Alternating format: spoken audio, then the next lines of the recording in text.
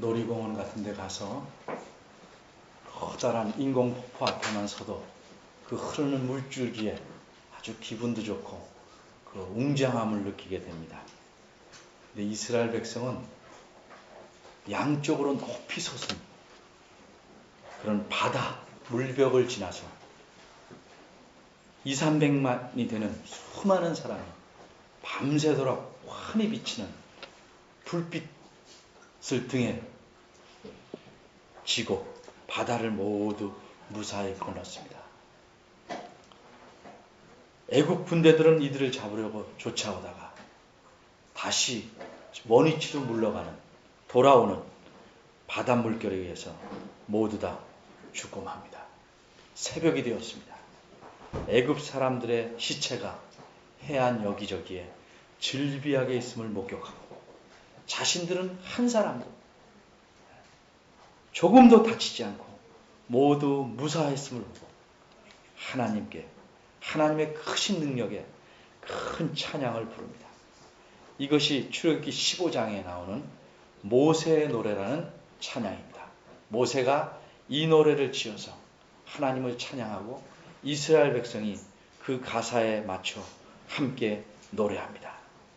이렇게 흥겹게 감사하게 노래한 뒤에 또 모세의 누이 미리암이 또 하나님을 찬양하고 여인들이 나와서 춤을 추며 화답합니다. 이렇게 해서 애굽을 저 뒤에다 두고 바다를 건너서 다시는 돌아가지 않을 땅으로 뒤에 남겨둔 채 이제 하나님이 약속하신 땅 가나안 땅을 향해서 나아갑니다. 하나님께서 어쩌면 그렇게 애굽 세계에서 제일 강한 애굽의 군대를 그렇게 물리치셨는지, 하나님이 정말 우리를 위해서 싸우신다, 하나님은 우리를 위해 싸우시는 용사시다, 이렇게 찬양을 하면서 그 기쁘고 감사하고 들뜬 마음으로 다시 여행길에 갑니다. 여전히 변함없이 구름 기둥과 불 기둥으로 하나님은 이들을 인도해 가십니다. 들어선 길은 광야길입니다. 남쪽으로 내려갑니다.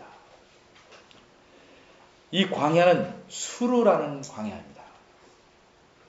근데 우리가 흔히 광야 그러면 영화에서 본 느낌이 있어서 모래가 많고 그냥 모래바람이 날리고 이런 데만 광야 혹은 사막이라고 생각할 수 있는데 그 생각을 조금 고쳐야 합니다. 여기 나오는 광야는 물론 그런 곳도 어느 부분 있겠지만 대부분의 경우는 사람이 살지 않은 넓은 지역입니다. 거기는 아주 풀들이 얕게, 아주 큰 풀이 없는 얕게, 가끔 나무도 있지만 얕게 깔려있는,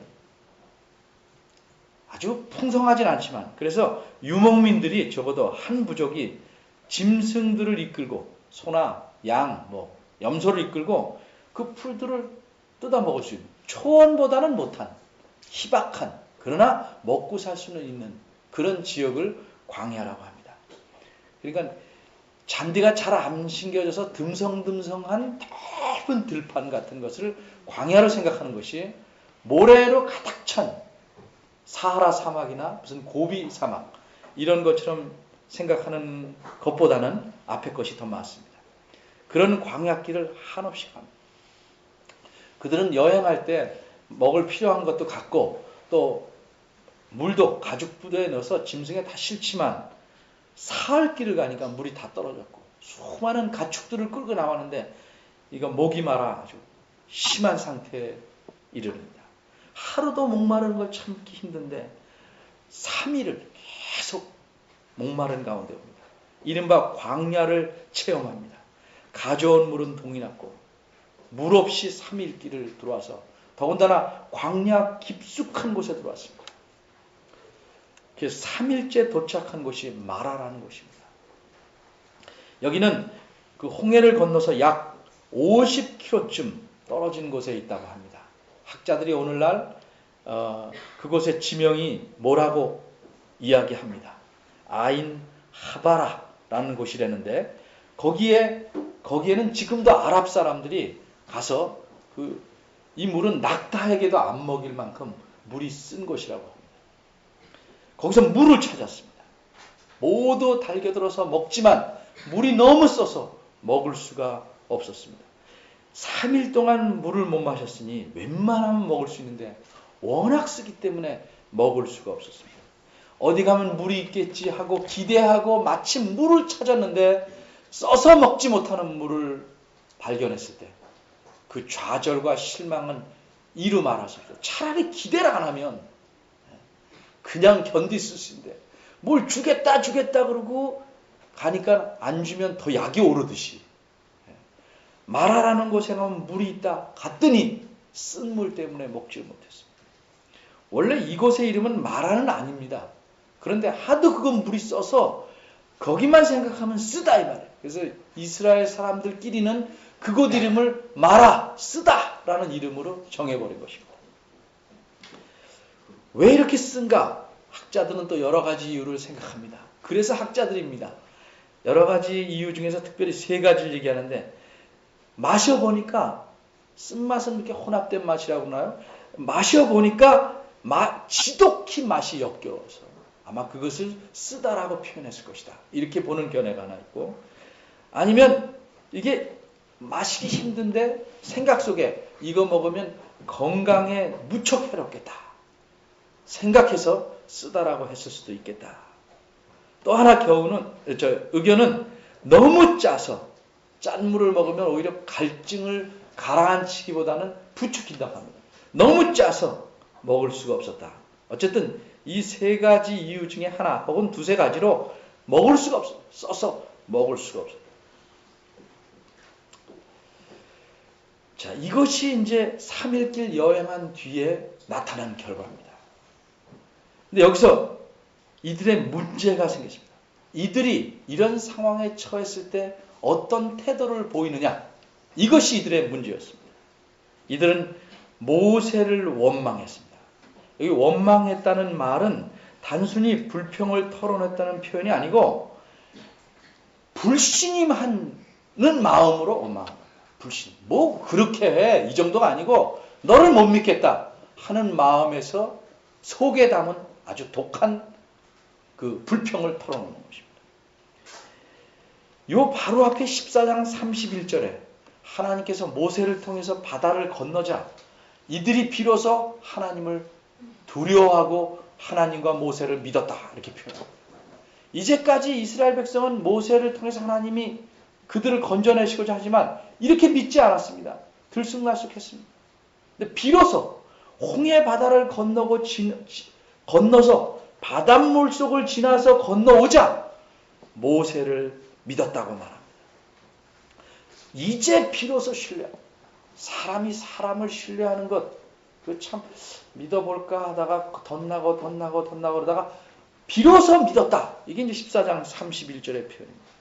그런데 이 믿은 모세를 원망합니다. 작심삼일이란 말이 있습니다. 그렇게 하나님이 우리를 구원하신다, 우리를 보호하신다에 찬양하던 사람이 그 모든 사람들이 3일 만에 돌아서서 하나님이 세운 대리자를 불신임합니다. 원망합니다. 이것은 하나님에 대한 불신의 표시입니다. 그리고 뭐라고 말합니까? 우리가 무엇을 마실까? 좌절을 표시합니다. 우리가 이제 먹을 수가 없다. 못 먹어서 목말라 죽겠다. 먹을 것이라고는 마실 것이라고는 하나도 없다. 이런 좌절을 표시합니다. 어려움을 당할 때, 좌절을 당할 때 거기서 보이는 마음의 태도, 그게 그 사람의 진심입니다. 좋을 때는 다 좋습니다. 근데 어려울 때, 자기가 궁한 형편에 있을 때, 극심한 상황에 있을 때 신앙의 수준을 보이는 것입니다. 이 사람들은 모두 애굽에서 나고 자란 사람입니다. 어떤 사람은 과거에 급제해서 훌륭하게 자란 게 아니고 모두 노예로 살아온 사람입니다. 이들의 습관과 사고는 노예로 아주 배어 있습니다. 바꿔 말하면 눈에 보이는 것만 의지해서 살려는 태도를 몸에 아주 익숙하게 갖고 있는 사람. 노예는 굶주립니다. 먹을 것 있으면 남한테 나눠줄 수 없습니다. 내가 먹지 않으면 죽으니까. 모든 것을 보이는 것이 전부라고 생각하고 살아온 사람입니다. 대대로 그렇게 살아온 사람들. 하루아침에 태도를 바꿀 수 없습니다. 이 습관과 사고를 며칠간에 바꿀 수 없습니다. 그래서 이들에게 필요한 것은 광야 생활입니다. 하나님께서 광야 생활을 통해서 이들의 사고와 습관을 고치기로 마음먹으신 겁니다. 광야라는 것은 어떤 것입니까? 사막은 인간이 노력해서 얻을 수 있는 것이라고는 아주 거의 없는 것입니다. 가끔 만나는 오아시스, 이런 자연에 의지해야, 이른바 자연에 의지해야 살 수 있는 것입니다. 그것도 몇십 명의 한 부족이라면 살 수 있는데 한두 사람, 한 부족도 아니고 300만이 함께 살려면 사막에 있는 자연만으로는 도저히 불가능합니다. 이들이 살려면 하나님을 신뢰하는 법을 배워야 삽니다.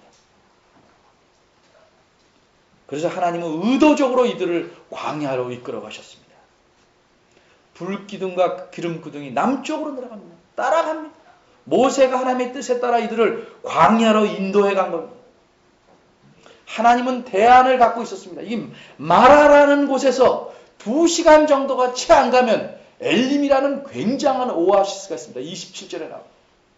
거기는 물샘이, 물이 끊이지 않고 나오는 샘이 12이나 있고 엄청나게 울창한 종려 70수가 있는 굉장한 모든 사람이 충분히 쉴 만한 오아시스가 있습니다.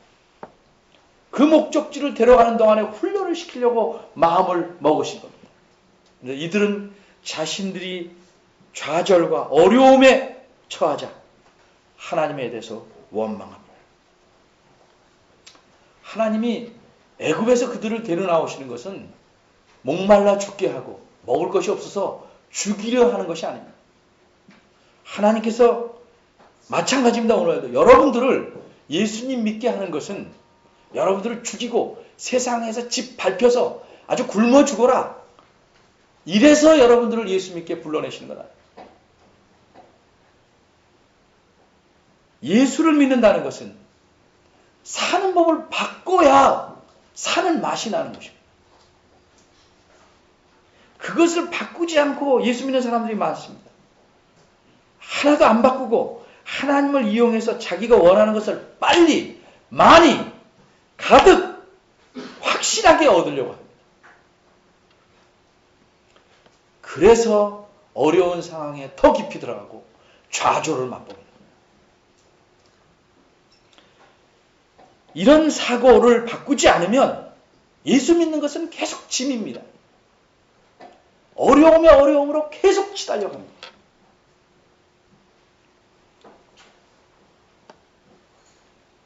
그런데 사고는 바꾸지 않고 그 사고를 바꾸려면 훈련이 필요한데 전혀 훈련은 받지 않고 늘 기도합니다. 어려움을 없게 해주세요. 절대 없애주지 않습니다.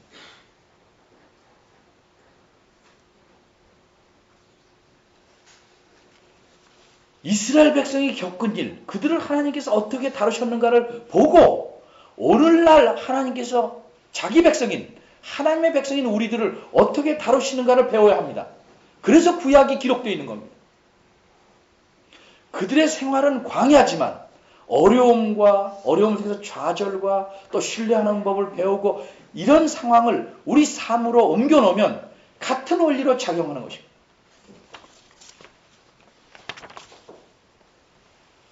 하나님에 대한 신뢰를 배우려면 먼저 무엇부터 고치는 것이 필요하다고 하나님 판단하셨냐면 생활에 꼭 필요한 물, 이 물을 의지하고 사는가, 물의 결핍을 통해서 무엇을 가르치려고 합니다. 하나님 신뢰하는 걸 가르칩니다. 그 다음 하나님이 가르치는 제목이 뭔지 아십니까? 16장에 이번에는 양식에 대해서. 그런 걸 하나씩 둘씩 배워가는 겁니다. 그래서 하나님을 신뢰하자 이렇게 해서 신뢰되는 게 아니고 차츰차츰 배워갑니다. 애들도 부모 말 안 들으면 매 맞고 한 번 맞고 고치지 않습니다. 또 맞고 점점점 각인이 되는 겁니다. 계속 내가 대들어봤자 맞는 건 회차리 세례다. 그러면 듣자. 근데 이 부모가 이 훈련을 안 해요. 그러면 애들은 계속 기어오르고 결국은 머리 위에 앉아서 부모를 조종합니다.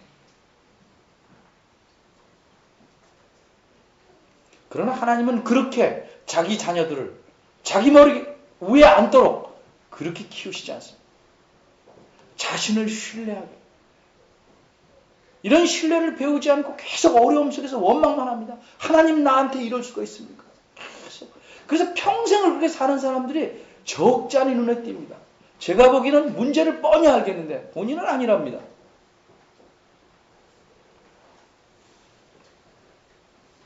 마치 장기 둘 때 여기다 놓으면 잡혀먹는 거 뻔히 수가 높은 사람이 보이는데 본인은 절대 안 그러고 잡아먹을 생각만 하고 딱 갖다 놓습니다. 바로 잡혀먹습니다.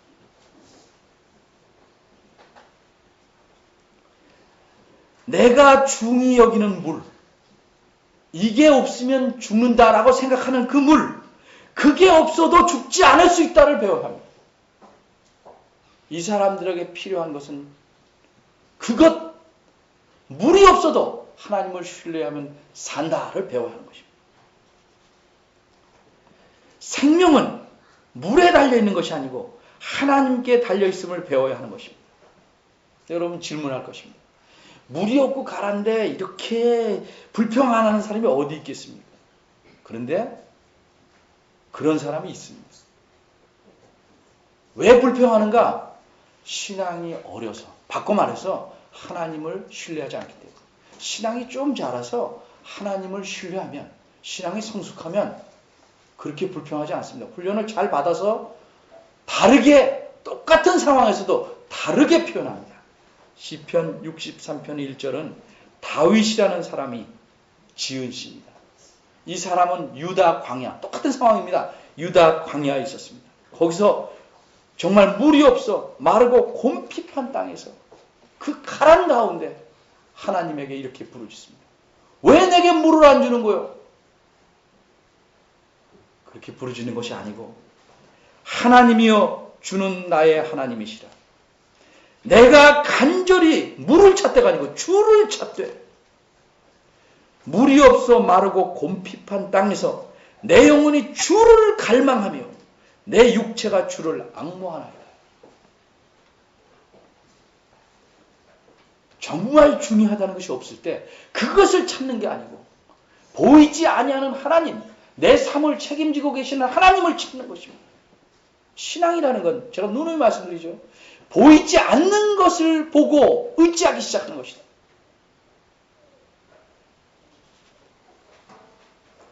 위급하다고 판단되는 상황에서 사람들은 신앙이 어린 사람일수록 무엇으로 사는지를 잊어먹습니다. 믿음으로 산다는 사실을 잊어먹습니다. 그래서 그 사람에게는 또 훈련이 필요합니다. 그래서 어려움으로 계속 치닫. 이렇게 원망하고 불평하는데 하나님께서 이들에 대한 태도는 상당히 관대하십니다. 그 이유는 이 사람들의 수준이, 신앙의 수준이 어린 줄을 아시기 때문입니다. 뒤에는 똑같은 상황이 벌어지면 진노하십니다. 민수기에 같은 지역에서 또 사건이 벌어지네 굉장히 진노하십니다. 신앙이 그만큼 자랐는데도 똑같이 그런 못난 수준을 보입니다. 근데 몇몇 사람, 소수만 빼놓고는 대부분이 어린 아이와 같은 믿음, 예수님이 칭찬한 어린 아이 같은 믿음이 아니고 정말 낮은 수준의 믿음을 갖고 있습니다. 그럼 이런 낮은 수준의 사람들에게 왜 이런 일을 일어나게 했는가? 그것은 또 특별한 뜻이 있습니다.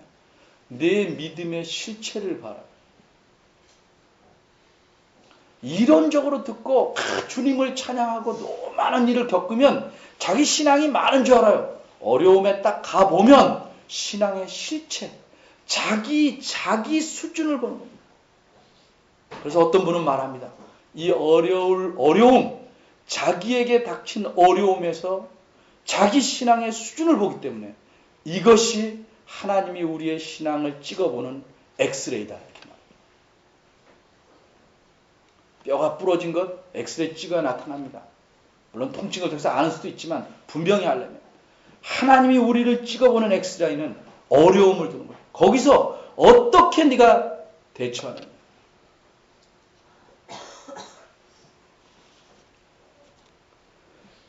이렇게 어린 수준의 믿음을 가진 이들을 하나님은 탓하거나 벌하지 않으시고 모세가 이들의 원망, 이들의 간구를 가지고 하나님께 부르짖자 곧 바로 해결책을 마련해 주십니다.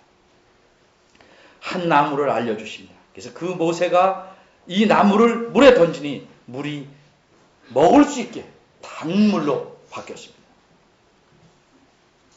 이 나무가 무슨 특별한 마력이 있어서 물을 싹 바꾼 게 아니고 화학적 작용으로 그렇게 주장하는 학자들도 가끔 있어요. 하나님의 능력으로 그렇게 된 겁니다. 14장에서 보면 하나님께서 지팡이를 바다 위로 내밀어라. 그럼 지팡이가 바닷물을 갈라지게 한 게 아니고 하나님께서 어떤 일을 행하실 것을 기대하게 만드는 효과를 가져오는 거죠. 상징적 의미를 가져오는 거죠. 나뭇가지를 물에 던짐으로써 넣음으로써 하나님께서 이것을 신호로 큰 일을 행하실 것을 기대하게 만드는 것이죠. 이런 상징적 의미를 갖는 것입니다. 그래서 하나님의 능력의 위대하심을 보여줍니다. 먹을 수 없는 물도 고쳐서 먹을 수 있게 만드신 하나님의 능력을 보이십니다. 이런 하나님의 능력을 계속 맛보면서 광야에서 살아야 되는데 그렇지 않으면 살아남을 수 없는데 그렇게 하려면 어떻게 해야 할까? 우리 아이들 교육할 때 여러분 생각해 보십시오. 뜨거운 거 대려고 그럽니다. 대려고. 되지 말래도 되려고 그러면 한번 되게 해줘요. 아 뜨거! 그 다음부터는 안 되려고. 그러면서 교육하죠. 뜨겁지? 다음부터는 하지 마라. 이렇게 돼요. 이 교육발이 가장 잘 먹히는 존재가 있어요. 애보다 더 잘 먹혀. 우리 집 궁실이에요. 뜨거운 거 먹으라서 한번 대주고 나면 그 다음부터는 뜨거워서만 나도 물러나요. 그런데 사람들은 이 교육발이 안 나죠. 하나님께서 그래서 설명합니다. 여기 25절에 보면 거기서 여호와께서 그들을 위하여 법도와 율례를 정하셨다. 하나의 법칙을, 원리를 세워주십니다. 하나님 말씀으로 원리를 세우십니다. 그 원리가 무엇인지는 26절에 설명됐고 그 뒷말에 그들을 시험하실세 이런 말씀이 있는데 어떤 정하셨다. 그거와 연관에 된 말이 아니고 이제껏 일어난 사건과 이 법도를 정한 사건을 통틀어서 표현하는 말이에요. 이렇게 하신 것은 그들을 시험하신 것이다. 거기서 하나님께서 그들을 마라로 데려오셔서 쓴물을 먹어보게 하고 못 먹게 하신 것 그들을 시험하신 것이다. 또 앞으로 법도를 정해서 이런 말씀을 말하는 것 이들을 시험하는 것이다. 시험이란 오늘 야고보서 읽었지만 하나님은 아무도 시험하지 않는다. 거기서 말하는 시험은 유혹한다는 말이고 여기서 말하는 시험은 연단한다는 거예요. 목적이 다른 거예요. 유혹은 나쁘게 하려는 것이고 여기서 말하는 시험은 좋게 하려는 겁니다. 하나님께서는 시험을 주시는 목적이 뭐냐면 사람이 믿음을 발휘해서 인내하고 자기를 부정하고 그래서 하나님을 더욱더 의지해서 하나님 백성답게 만드시려는 작업을 그런 작업을 우리는 시험이라고 말합니다. 스스로의 상태를 보게 하고 이래서 안 되겠다. 더욱 하나님을 의지하게 만드는 작업 그것을 시험한다고 표현합니다. 그런데 이들은 이 시험에서 자기들의 실체를 봤습니다. 여러 가지를 봐서 신앙이 좋은 줄 알았는데 실상은 완전히 바닥 수준입니다.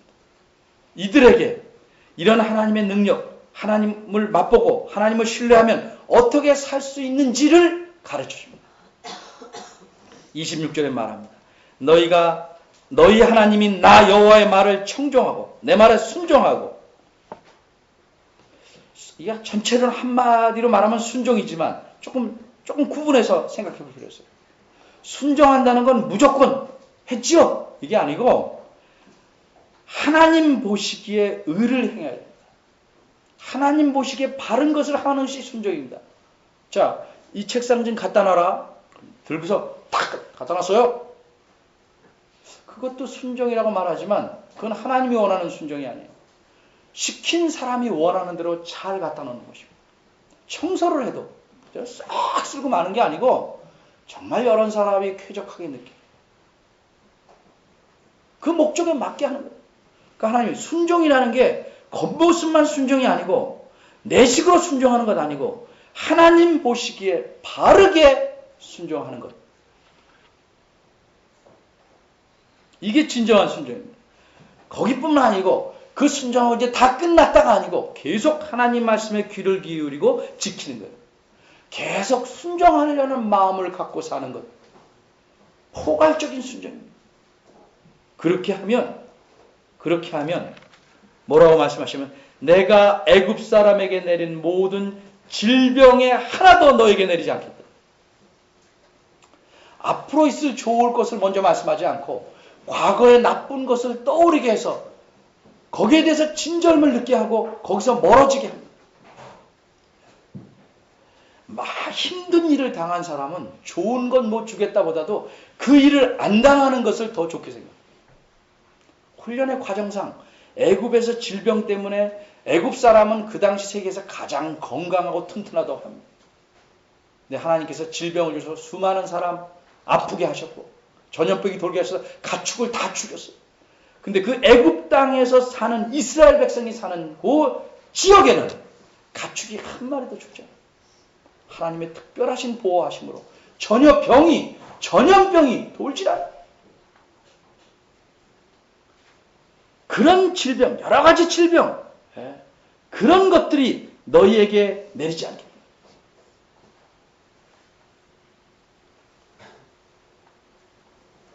이렇게 함으로써 하나님은 어떤 분이냐?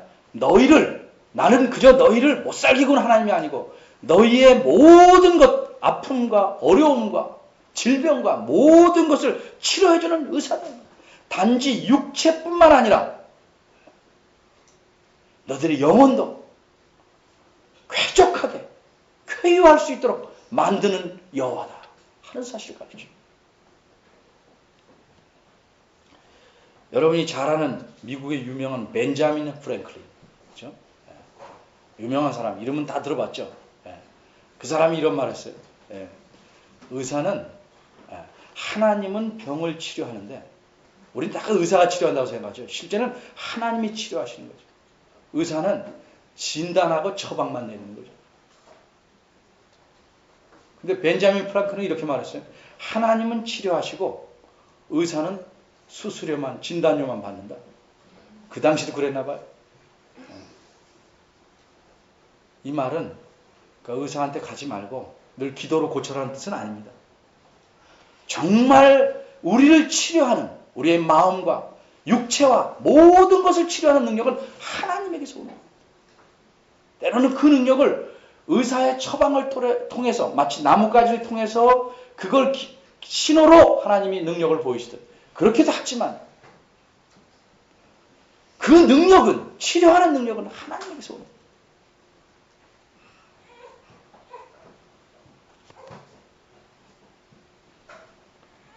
하나님은 물만 치료하시는 게 아니고 사람을, 그 영혼을 치료하십니다.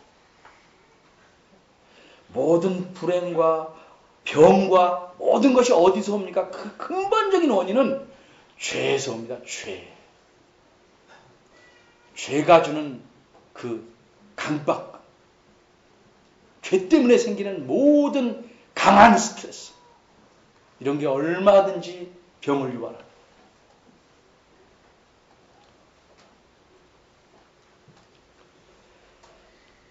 이렇게 하나님 말씀하시고 그 다음에 이들을 엘림이라는 곳으로 데려가십니다. 거기서 정말 참으로 푹 쉬게 하십니다. 이로써 하나님은 쓴 물을 단물로 고치고 정말 진정한 휴식, 광야에서 진정한 휴식을 주는 분은 하나님이십니다. 그래서 이들의 고달픔과 아픔과 모든 질병과 어려움을 치료하시는 분은 하나님이심을 아주 효과적으로 잘 나타내 주십니다. 오늘날도 하나님은 자기 백성을 이렇게 다루십니다. 모든 역경을 통해서 우리의 신앙을 시험하십니다. 그리고 이럴 때 하나님을 신뢰하고 순종하는 자는 보호하시고 인도하십니다. 그렇지 않은 자는 또 다른 어려움이 그를 훈련하기 위해서 기다리고 있습니다. 하나님이 모든 걸 어렵게 다 만들진 않습니다. 그 분량을 보셔서 때로는 쉼도 주십니다. 또 하나님이 모든 어려움에서 다 면제시켜주지 않습니다. 어려움도 겪게 하십니다. 그러나 이 모든 과정에서 우리를 치료하고 우리를 든든케 하시고 하나님을 더욱 의지하는 법을 배우게 하시려는 목적으로 그리하신 것입니다. 여러분이 실망하고 좌절하고 어려움에 처하면 그것을 전전긍긍 어떻게 풀까? 너무 생각에 빠지지 마시고 이 일이 혹시 하나님을 신뢰하는 법을 배우기 위한 기회가 아닐까 생각하십시오. 그리고 모든 것을 해결할 능력이 있는 하나님을 의지하십시오. 그것이 이 땅에서 예수님 믿는 사람, 하나님의 백성으로 바르게 그리고 건강하게 기쁘고 감사하게 어떤 환경 속에서도 주를 바라보며 살 수 있는 유일한 방법인 것입니다. 여러분 이런 삶을 살아서 참 예수 믿는 기쁨과 감사가 삶 속에서 가득 차기를 바랍니다. 기도하겠습니다. 하나님 아버지, 우리의 초라한 모습, 연약한 모습을 어려움 가운데 처해 있을 때 보게 됩니다. 낙심하지 않게 하시고 좌절하지 않게 하시고 그 가운데서 주님을 바라보게 하시고 무릎을 꿇고 간구하게 하셔서 하나님을 신뢰하는 법을 배우게 하시고 이로 인하여 어떤 어려움이 와도 참으로 그 어려움 자체는 힘들지만 그것을 통해서 이루어내는 결과를 생각하고 기쁘게 견뎌낼 수 있는 신앙인이 되게 만들어 주시옵소서. 우리 앞에 놓인 수많은 어려움들이 우리가 꼬여놓은 것들이 대부분입니다. 주님을 의지하지 않기 때문에 실타래가 엉킨 것처럼 많은 어려움들을 우리가 만들어내었습니다. 우리의 힘으로 풀려고 하지 말고 하나님을 바라봄으로써 하나님의 뜻에 순종함으로써 우리의 나아갈 바를 알고 하나님을 잘 따르는 자 되게 하시옵소서. 예수님의 이름으로 기도합니다. 아멘. 다 같이 일어나서 손을 4장 보시겠습니다.